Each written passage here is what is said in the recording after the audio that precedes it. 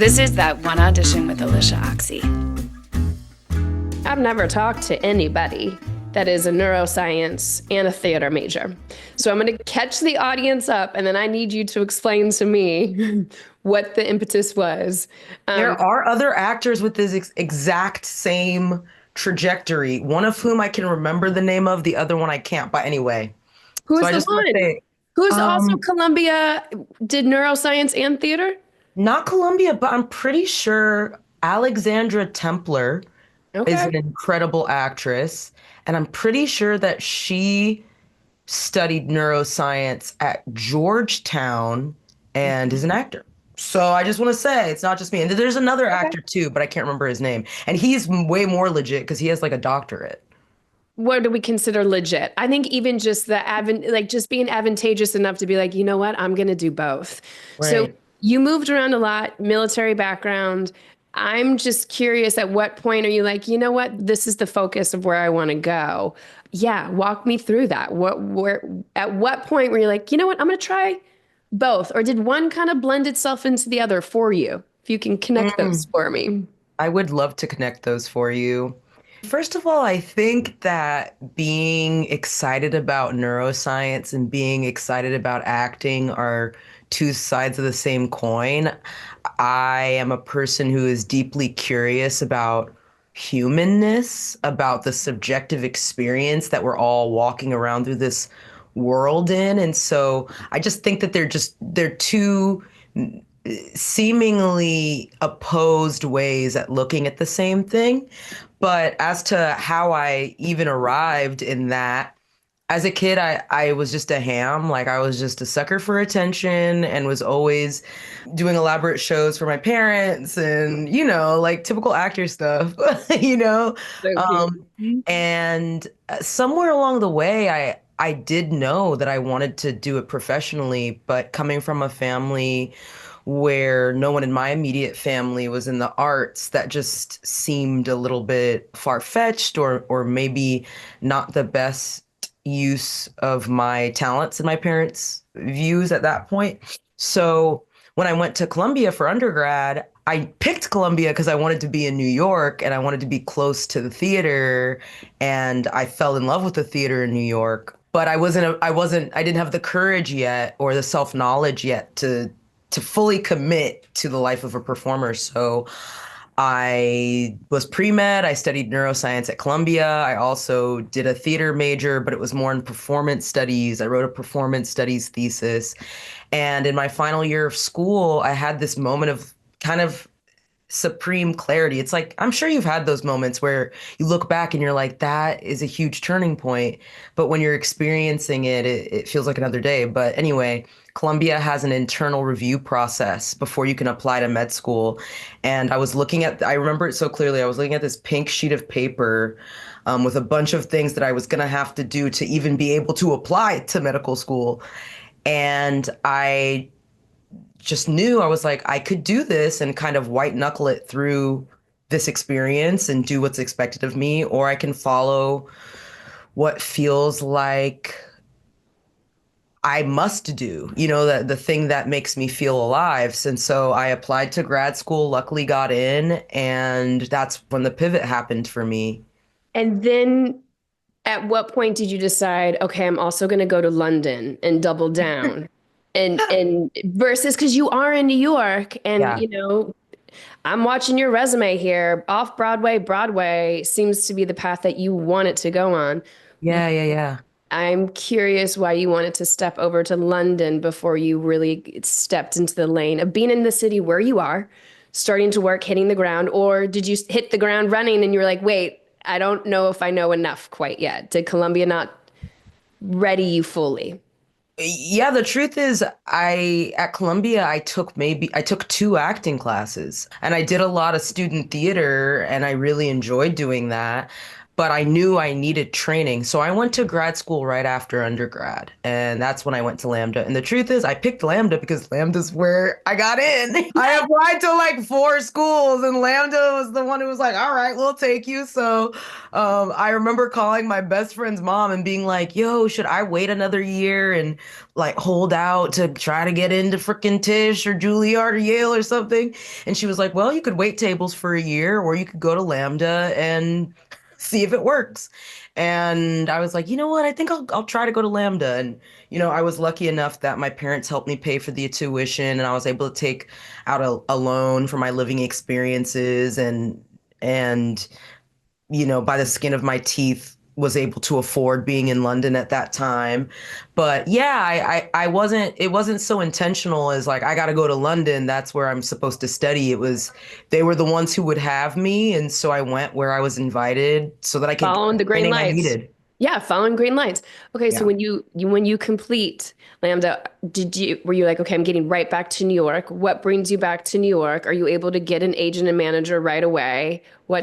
Did you do the showcase with them and you land somebody special?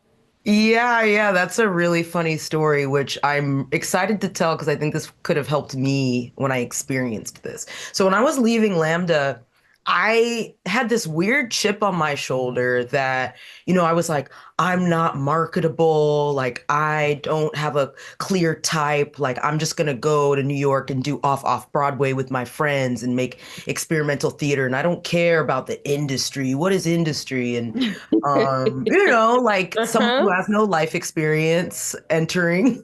Or just has, well, I mean, we all have a lot of great confidence that I wish we could bring back. I wish I could bring back from my early 20s where I was like, I'm just going to show up and it's just going to work out, right? That they need my type and it's just going to be a little different. And this is how I'm going to do it. Well, I wish I had had that viewpoint, but I was just like, I had taken myself out of the conversation mentally before I even began my career. And in a weird way, that ended up being really helpful to me because we had a New York showcase, we had an LA showcase. I always knew I was going to come back to the States because I knew that my work was here in the States. Here. And I had an amazing showcase, and I was shocked because I was like, wait, I don't know, for whatever reason, I didn't think I was marketable. I didn't think people would get me, but people kind of got me. And I was able to sign with a manager who, had some big clients at the time. And I was like, this is the dream. It's like, the kid who is in finance in undergrad and like gets the job at the investment bank. I was like, I've done it. You know what I mean? You landed right there, right? Right. And that ended up being a really huge learning experience, right? Because I got this manager. I thought that I had sort of arrived into a easy train Trajectory. into the industry. And what I was met with was the reality that I like didn't really know how to audition, and I didn't really know how to self-tape, and I didn't really know how to do meetings. And so about 8 months after I signed with that manager, I looked on the website of the management company and I saw that my picture wasn't there anymore. And I was like, oh, that's interesting. I wonder why they took my picture off the website. So I call up my manager at that time and I was like, hey, like, I noticed that my picture is not on the website. Is that, should I be worried? And she was like, Gabby, I think you're really talented. I know you'll work, but I just don't think I'm helping you. And I was like, oh, so we're not working together anymore. And she was like, I don't think I'm the right person. And that was hugely like I couldn't believe that had happened to me. But now I'm so grateful that happened to me because that is when I really started, I think, to take agency over my career Yes. and understand that a manager and an agent, there's a reason they only take 10%. It's because you have to do the other 90%, 80%. That was when I really started advocating for myself, finding my own opportunities, doing the off Broadway shows that I had intended on doing from the Yes. beginning, and slowly actually making my way in the industry. Okay. What year is this? Do you mind me asking? Like, when did you It come was a out? while ago. That's okay. I think it's always good for people for actors to hear the duration of time when we pivot from a betrayal from the industry. I'm going to call that a betrayal. Like when you Mhm. think that you're on one trajectory and then they don't even have the decency to tell you without you asking, that takes a little bit of a hit. I want to map out for the audience to see from the Yeah, time so that like was it. so I graduated grad school and then that happened about 6 to 8 months later. And then what do you do next as far as making your own opportunities for off Broadway? Are you running around just grabbing auditions on your own? Did you go out and get an agent? Did you go out and get somebody else to work for you on your behalf? What was the actual tangible steps? So it was sort of like starting at square one because this was Mhm. a skill set that I didn't have before I went to grad school and that I didn't cultivate because I was relying on having what I thought to be a really high-powered manager. First, when I first signed with my manager, I got a little too big for my britches. And so there were some opportunities that friends from undergrad, friends from grad school had offered me. And I was like, well, I'm not going to do that because it's not really paying and so on and so forth. And so then once I no longer had management, I was like, I just need to practice. And so started accepting smaller equity showcase kind of shows. I found out through actor friends what kind of smaller theater companies, off Broadway theater companies they were working with and which ones they had good experiences with. I took on collaborations with playwright friends who were just doing something at like a one act festival or something like that. And slowly but surely I got to practice and I got to meet more people in the city and slowly that sort of turned into more opportunities. Like that quote, work begets work is so Yes, true. it's so true. And what work ends up getting you the right teammate? So one thing I want to say is like nothing in my career has ever come to me the way I thought it would. I want to ask about so many of them where I was literally the pathway to what's the name of the play? Skin of Our Teeth. That's Yeah. why I was trying to find a timeline where I was like, okay, she did this one, then she did this one. But for that, you're nominated for a Tony. So I don't know when you come out of school, if it's like 5 years later, 6 years later of you doing these groundwork of working with so and so, going over here, that finally lands you a really good teammate to bring opportunities of this caliber, but maybe not. So, how do we get there? Yeah, so basically I was doing all right, so I graduate from grad school, I get dropped about 8 months later, and then there's about a year where I'm doing the off Broadway thing, the just building a foundation, right? And then I s- so there was a festival of queer plays that I was part of through a friend from undergrad.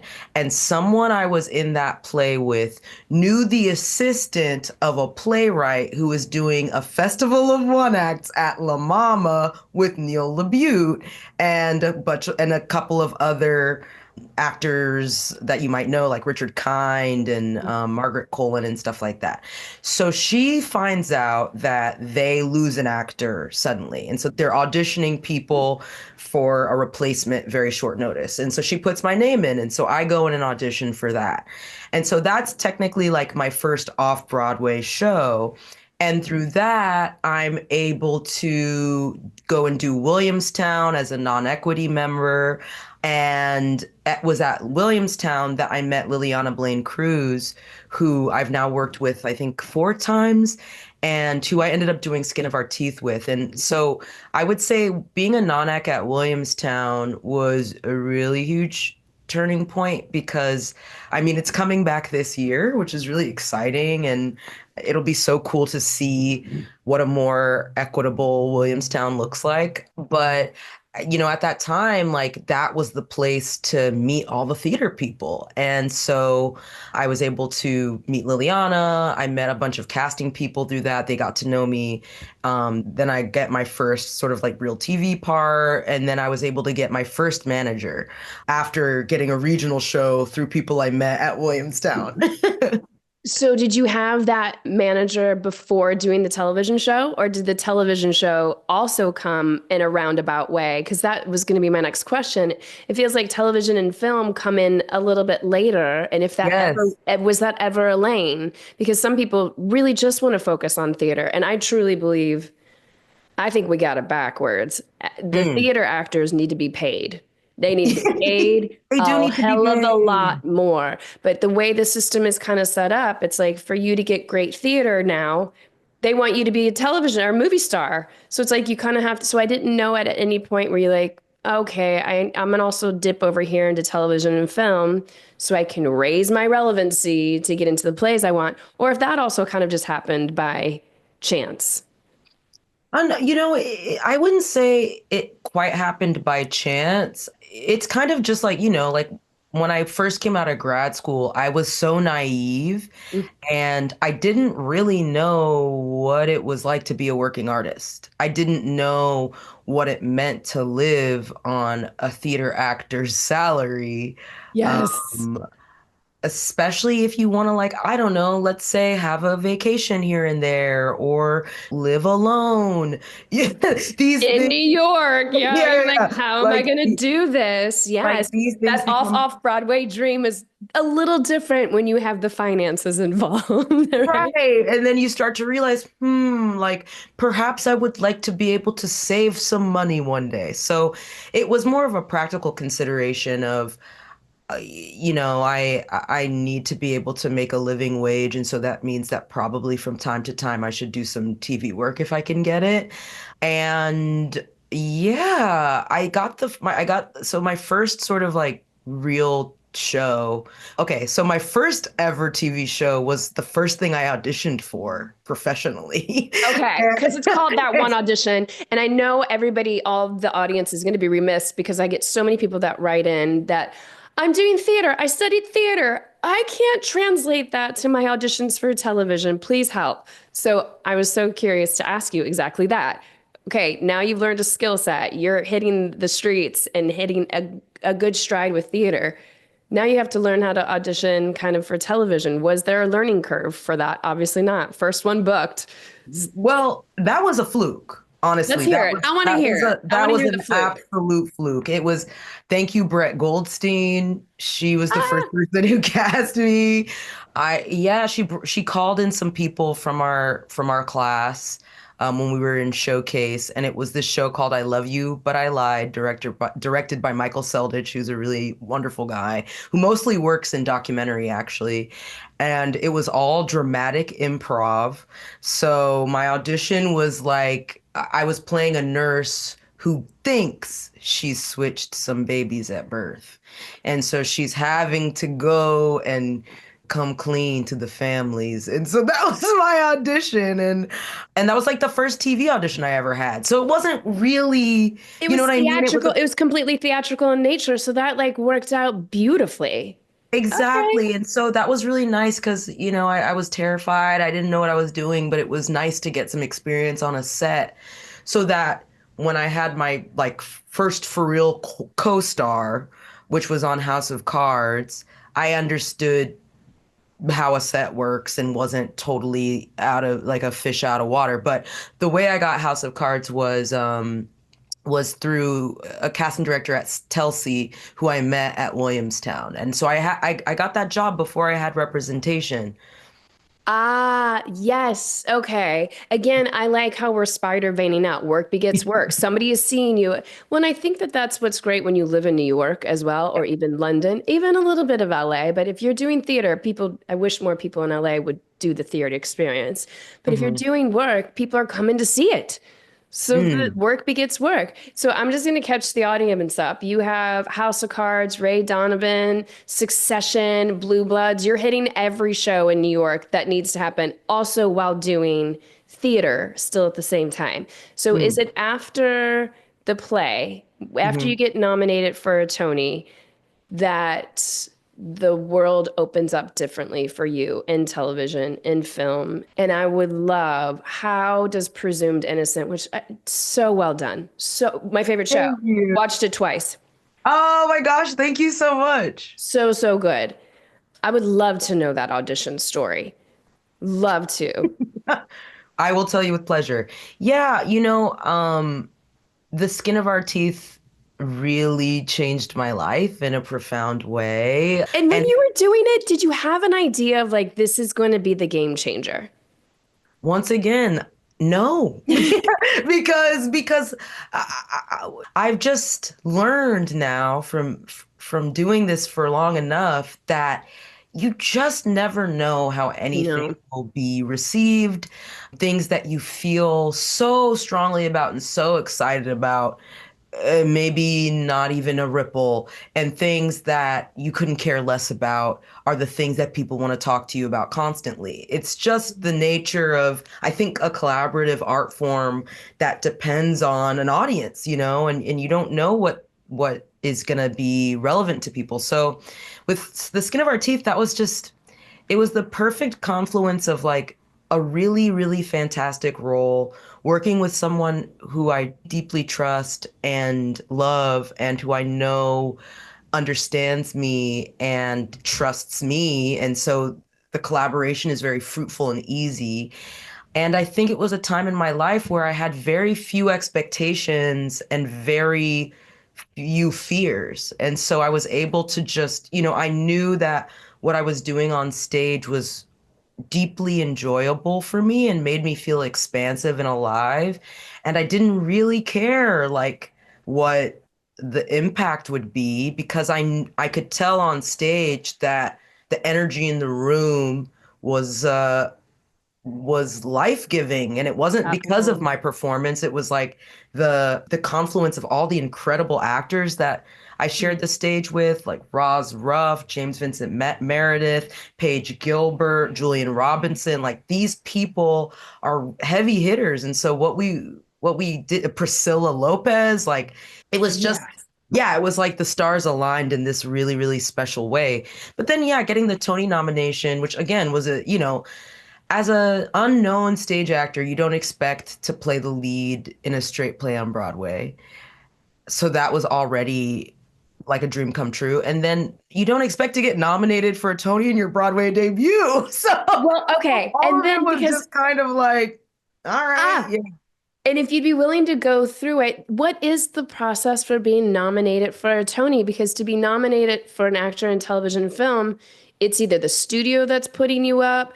A lot of actors don't know that they got to pay their way. Then they have that whole nominating time. Like, let's talk business a little bit, especially since it's your debut on Broadway. Did you know what goes into being nominated as a Tony?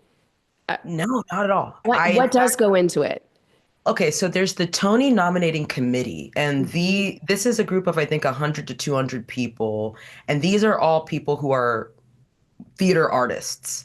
So they are tasked with seeing everything on Broadway and in a season, and they are the ones who put forward the nominations for all the various, performance, technical, and creative categories. And then once those nominations come out, the Tony voters, which is a much larger body of people, will go and see shows that are still currently running, and will vote on who they believe deserves the award. But what I will say is, because the Tony nomination committee is all people who are working in the theater, it's such a huge honor to be nominated, because you're really being nominated by your peers and Mhm. by people who have a deep love of the art form. So I had no idea about any of that. Like, I just thought it was such a far-fetched idea that I would even be nominated, that I didn't, I didn't hire a publicist. Like, I didn't, like, I couldn't afford a publicist at that time. So yeah, so I just was kind of going with the flow. And then once you're nominated, does Mhm. your team change at that point? It it changed after the Tonys. Hmm. And the manager that I was with previously is someone who is I'm so grateful to, and who I think is a really genuinely wonderful person. But you reach inflection points in your career, and I think that it becomes clear sometimes when your vision for what you want and what your career can be might be a little bit different than the people that you're working with at that time. And so Yeah. yeah, like my team did shift after that. And And what was your intention after that? Because once you are nominated for a Tony, I always say for actors, it's good to know your why, but your why changes. It can change yearly. It can change. You become a parent. Your why for acting changes. Whatever might happen in your life, you get to a focal point. That's a mountaintop to be nominated for a Tony. A lot of different moves could be made at that place. What is the move that you wanted to make at that place? Is your new teammates putting that into, like, what do you want? What are you saying in those meetings that you want to execute next? yeah, I love that question because I just love reflecting on that for myself in this moment even. But you know, all I ever wanted when I started off on this journey was to be a working actor. That's all I ever wanted. I wanted to be able to pay the bills and have an okay standard of living, Yeah. doing what I loved.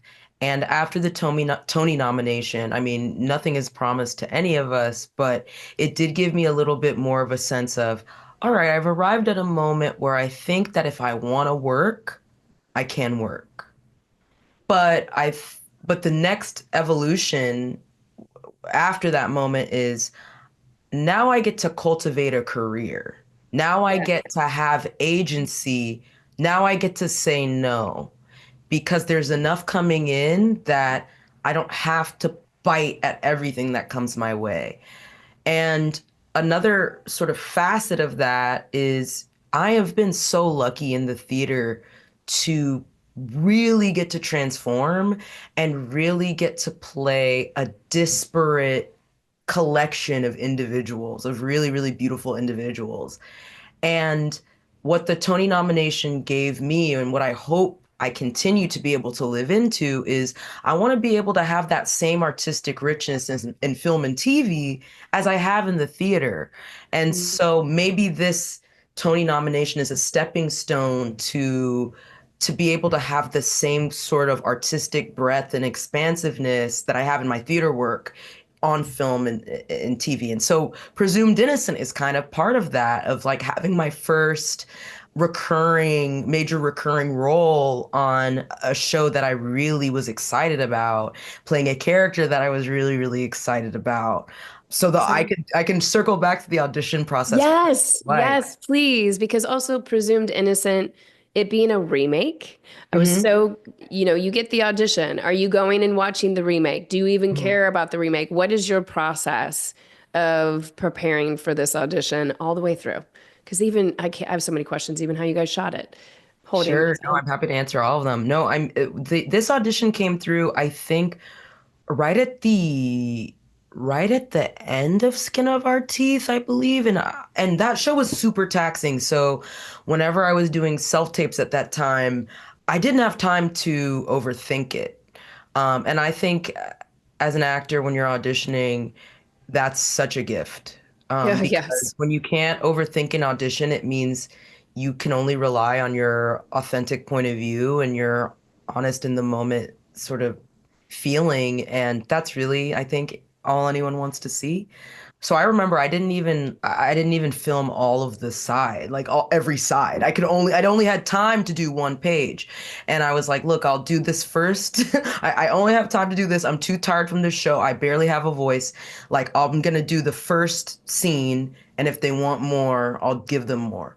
So I Yes, Gabby. Yes. so Way to I take ownership over what you can and cannot do. And also, I love that tactic because you're like, if you want more, I'll show you more. If not, we're all cool here. Like, I don't need to bend over backwards. Because when we used to go in the room and they'd be like, here's 15 pages the night before, and you get in there like, we're just doing the first scene. You're like, no, that's not cool. But I like that we can turn it on its head at this moment too and be like, yep, nope, I'm good. Let me know. Right. Right. And it's just sort of living in that knowing that if you're right for it, you're really right for it. And so I only did that one scene and then they were like, "Oh yeah, we want to see the other scenes." And so I did the other scenes And I didn't hear back for, I guess, like a week or so. And then they're like, hey, like, can you Zoom with the director and Jake Gyllenhaal? And I was like, yeah, I can do that. So then I'm in my bedroom in Bushwick, Zooming with Jake Gyllenhaal. And that was really surreal. Let's And talk about that too, because I just yeah. was working with an actor and they were like, I hate this Zoom situation. Is there any tips that you have to make the Zoom situation just a little bit more comfortable? Because are you actually just meeting with them or are you reading with them as well? I was meeting, but I was also reading. How'd And you handle that? I gotta be honest with you, like I've tested on Zoom a couple Mhm. times. I've done chemistry reads on Zoom. I prefer it. And the reason I prefer it is because you can control so many more variables about that experience than if you're going to a place that you don't know. You're in your home or wherever you Zoom from, which ostensibly is a place that you're familiar with and feel comfortable in. I feel like Zooming, having these sort of high stakes acting moments over Zoom actually, for me, has been way better because it just takes a lot of the pressure off. So I can understand why someone might feel a way about trying to do chemistry on Zoom, but I personally prefer it. But I for don't mind it at all. but I like it. But also, did you guys, this, I'm getting a little technical, but yeah. with Jake and also with the director, are you guys just chit-chatting for a while at the top? What kind of questions do you bring to the table, or how do you handle yourself in those meetings? I think actors sometimes don't know how to handle those specific meetings before you even read. I think your background in theater and probably having a collaborative conversation constantly about a character, does that help you? What's your tactic for when you got on the Zoom? Well, I recently watched this video of Stephen Sondheim doing a Q&A, and I promise that this is relevant. But a young actor, I'm assuming they were an actor, asked him, like, what do you look for when you're casting? And he said he was looking for essence. He was looking for the essence of the character in that person. And so whenever I'm approaching these meetings, I think about stepping into the energy of who that it's not like I'm acting in the meeting, but I'm like, who is this person that I'm asking to play or that I want to play? Like, what is the energy that they lead with? And I'm going to lead with that energy as I'm interacting with the other artists that I would be collaborating on this project with. So I knew that this character was someone who was not at all did not shrink in the presence of powerful men. I knew that this was a person who was very well researched and well educated and incredibly competent at their job. I knew that this was someone who is ambitious and has ideas about where she wants to be and how she wants to do her work. And so I can find those qualities in myself. And so I brought those to the meeting, like I came in with my own thoughts about the character. Here's how I think she would react to this situation. This is how I would play her.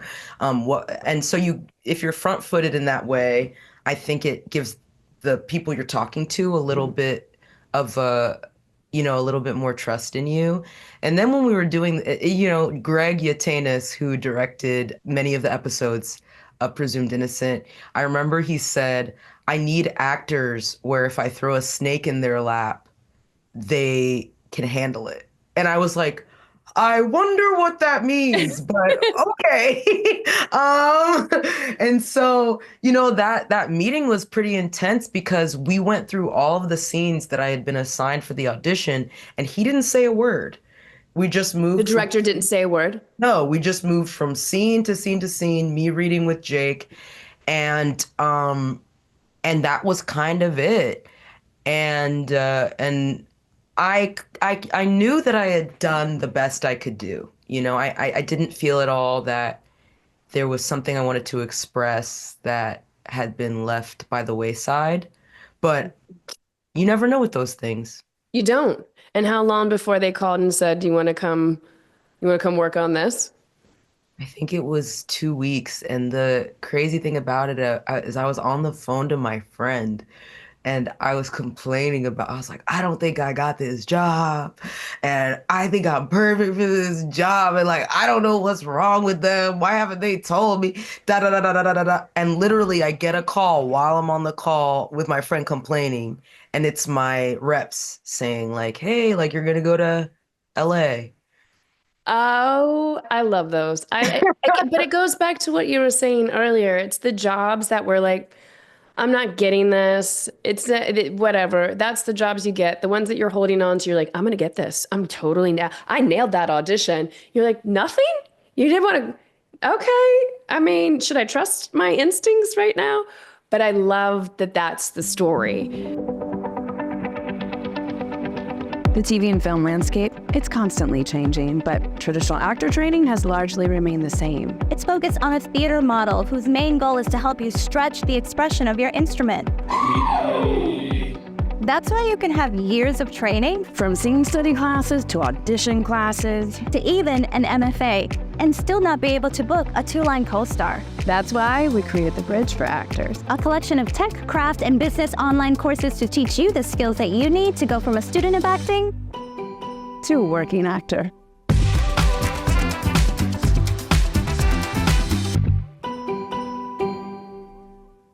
Okay, so you come to LA, you shoot this. Yes. You're shooting Peter Sarsgaard, you've got Yes. Jake Gyllenhaal. Ruth What did Negga, Bill Camp. Ruth Negga, she was so incredible. Bill Camp, I want to ask so many questions. Elizabeth much- Marvel, heavy hitters. Heavy hitters. How much improv were you allowed? How much did Greg let you guys improv in these moments? Because it felt like it was so well written, or either Bill Camp was like writing his own lines that I've never even seen before in my life. Felt like all of you guys were so natural, so off the cuff that I wanted to see the balance of improv versus what was scripted. And what did you learn from shooting that? Then you go back to Broadway. I want to bring the audience through you ping-ponging through different mediums right now. Yeah, so what you see in the final show is mostly as written, but we did a ton of improv, a Yeah. ton. And a lot of it didn't make it to the final cut, but I do think that it did a lot of world building. It gave the world texture. And yeah, I mean, Bill is a genius. He is watching him, what did I learn? Like, I got to watch some of the best actors ever act every day. Every day. And I think that is truly the way you get better, because when you're working with people who are operating on that level, all you have to do is listen and respond, Like Jake, when you're acting with him, all you have to do is listen and respond, honestly. And that's such a gift, to witness people who are so in command of their craft that they make you better just by you being in the scene with them. And then, of course, it was so instructive to me to see such seasoned screen actors, how they prep between takes, like Bill. I noticed Bill would talk and like have a conversation about baseball or whatever it is he wanted to talk, or hockey or whatever he wanted to talk about, right up until they call action. And it meant that he entered the scene so relaxed and so fresh and not planning anything, really being alive to what the spirit of the moment is. So just seeing stuff like that was, an education all in and of itself. Yeah. I mean, I think being able to also step into multiple episodes, it's kind of did they give you all scripts before you started, or were you getting scripts week to Oh. week? No. They were In giving fact, you week to week? Oh yeah. Like none of us knew who the culprit was until the day before we were supposed to start shooting that episode. And it was actually a really weird experience because the writing strike was happening and we didn't know if if production was going to get shut down because of that. But luckily they got our last script in at the 11th hour right before the strike started. And that's when we all found out who the culprit was. How did that change your preparation? Because as a theater actress, you have the whole play, you have everything to work with from day one. And then, yes, you've done multiple one-offs of television. Mhm. What did you figure out how to do to go episode to episode? Because what you could be creating might not work. All of a sudden you get that next episode and it has nothing to do with what you've been crafting and building in your imagination. Are you just, again, just working with the script at hand? Like, how are you working, learning how to work as a reoccurring star, television star now? Yeah, no, well, it's not as difficult as one might think, because the truth is you're experiencing the story in the present moment in the same way the character is. For me, I was pretty certain that there wasn't going to be any major backstory revelations that were going to come out. Like, so I felt comfortable in my understanding of who she was, so that it's kind of And letting against. the case unravel, and you're Yeah, getting the information just as she would be getting the information. It does really help. It lends itself well to this specific show versus it being another show where all of a sudden you're throwing another curveball and you're like, wait, what? I don't understand. If it's it's a like, different wait, I character. speak Korean? Like, yeah, Right, no, I mean, exactly. yeah, This like, week you're a no. vampire. Guess what? We're Like, going a totally wait, different direction. I know. I'm actually Andy Warhol? No, yeah, it's nice for this because it sort of tracks with the journey of the character, tracks with your experience as the actor, and what a gift that is. Such a gift. Um, Such a gift. so yeah, I mean, that wasn't that much of a concern in this project. Well, you guys did beautiful work. And then, just for sake of time, then you go and do Romeo and Juliet, which is incredible. But then I need to ask when the Coen brothers come through. Because, honey, I mean, come on, Gabby. You get to work, you're doing incredible work on stage. Yeah, when does this script come across your desk? Or how does this audition happen? Because you said earlier you've gotten all of your jobs in the most interesting of ways. How does this one land?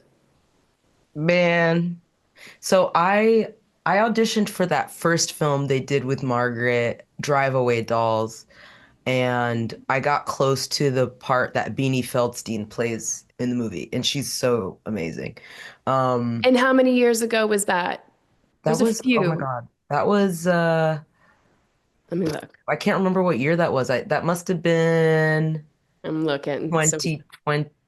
it was like 5 or 6 years prior to that, right? Come on. No, no, that was 2021 or something, or 2022 that I auditioned for that. Okay. Yeah. And I Driveway think, Dolls came out in 2024. yeah. Okay. So I auditioned for that part sometime before 2024. And I got close to one of the parts, and I even got to go meet with Ethan and Trisha, which was already just a highlight, right?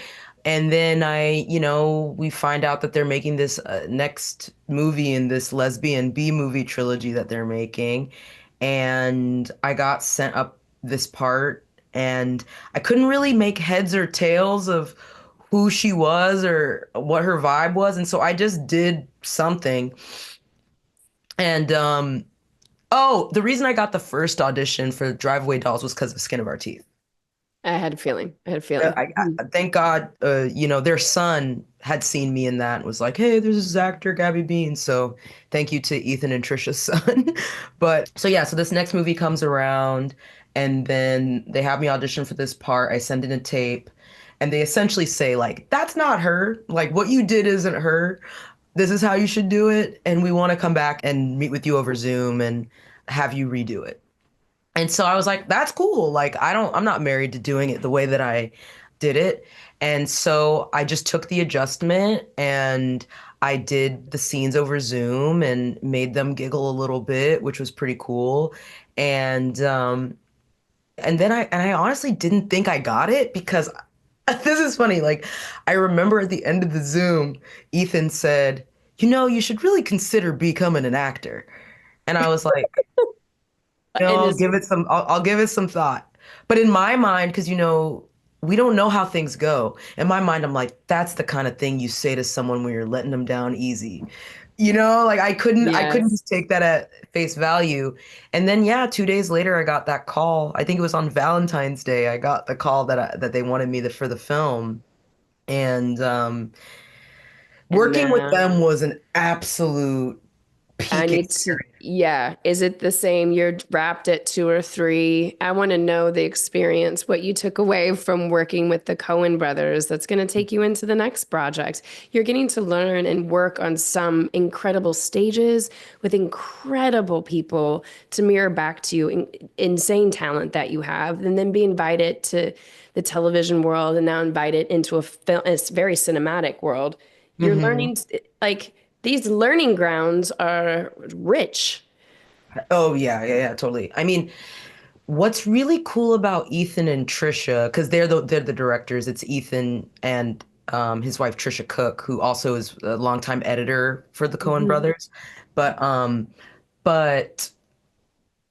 they are, first of all, their writing is so strong, obviously. So if you just sort of pay attention to the rhythm of the writing and invest in the reality that they set up for you, you're already on good footing. And that's kind of the number one for me is like I'm a sucker for good writing and it doesn't care. I don't care about the medium, I don't care about the genre.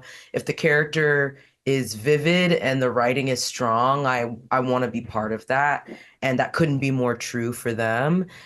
And then when you get on set, they're such masters of their craft and they work with the same people over and over and again. And you get a sense of just like true ease on set. There's very low ego. It's very efficient. Mhm. It's very relaxed.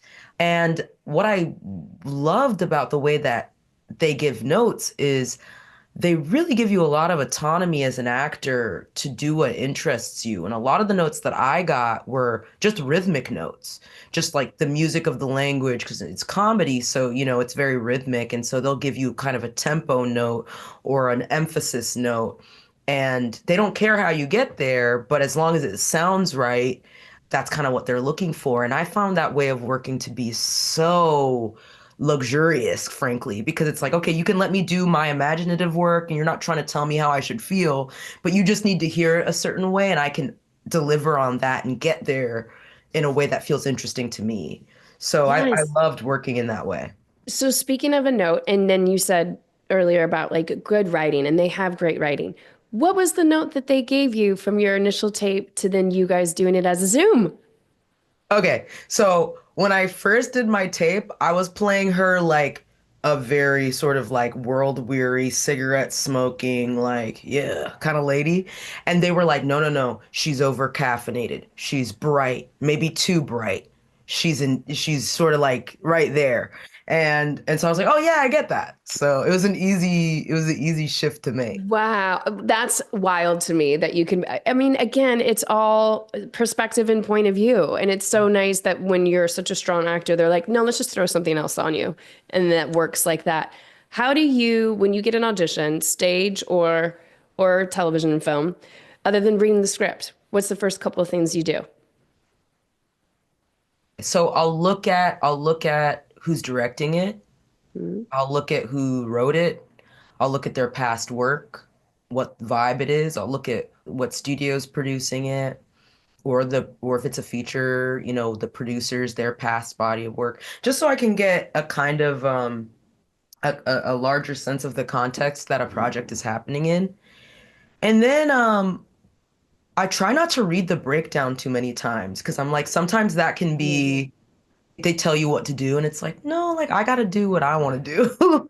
And then True. I'll read the script. If I can read the script more than one time I will, because I find that's really instructive. And then I'll just go to the sides and I will usually just figure out what the objectives are for the scenes and then I'll try to learn the lines and that's it.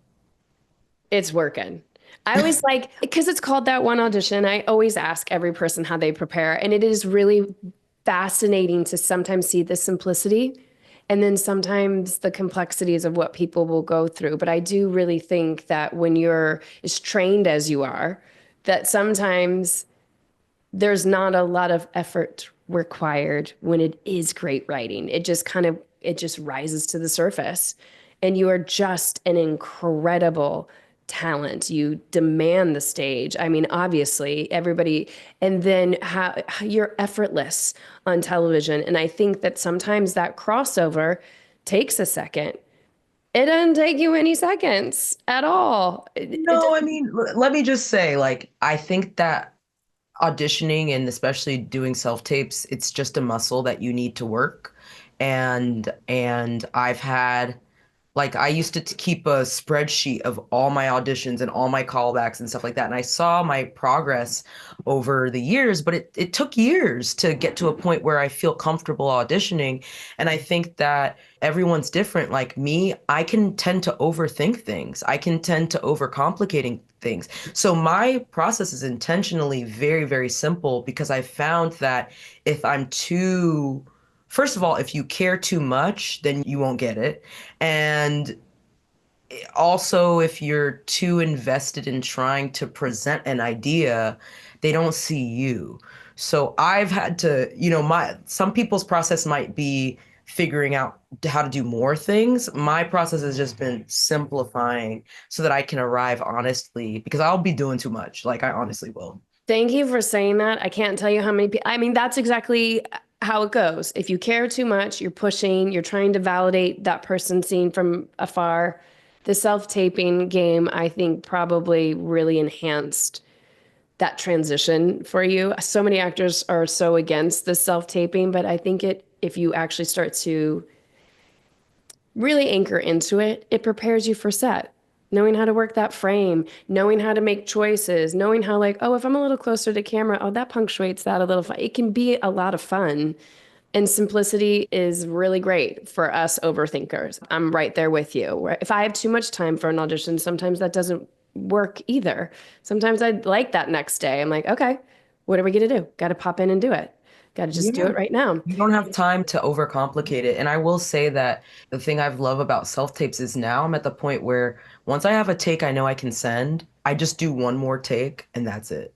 And I think that having that relationship with yourself is good because when you get to set, you're not doing the same thing over and over again. Once you've done it one way, you can let it go and you can do it a different way. So it's a really applicable skill.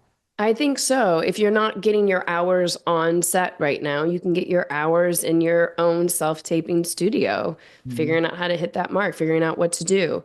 Okay, what is next? What is next? I can't say because it hasn't been announced yet, but I'm working on a film and I'm really, really excited about it. I'm so excited to see when they make that announcement.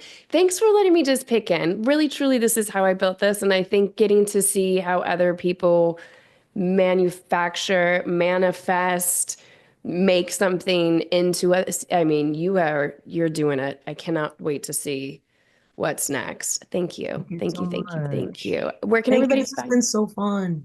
Oh, good. Where can everybody find you? Are you on the socials and things? I am. I'm on Instagram. I'm Gabby, Gabby.Beans. And that's really the only one I use. So if you wanna pop in and check on me, then you can go look at Instagram. And then do they have a release date for Honey Don't? For Honey Don't, we're waiting. We'll see. Hopefully it gets announced soon. But I'm sure it might be at the end of this year where they can push for, award season. We'll see you next year, Gabby. We'll see you next year. I mean, we got to work on that EGOT. You just have to start getting all of them. Are you going back to stage soon? We'll see. We'll have an ellipses at the end of this one with all of the announcements that have been made once the interview is there. Exactly. We'll see, won't we? Yes, no. Like I said, I'm going with the flow and nothing ever happens the way you think it will. So I'm just happy to be healthy and alive and getting to do something that makes me feel really alive. And makes the rest of us also feel really alive. So thank you. Thank you.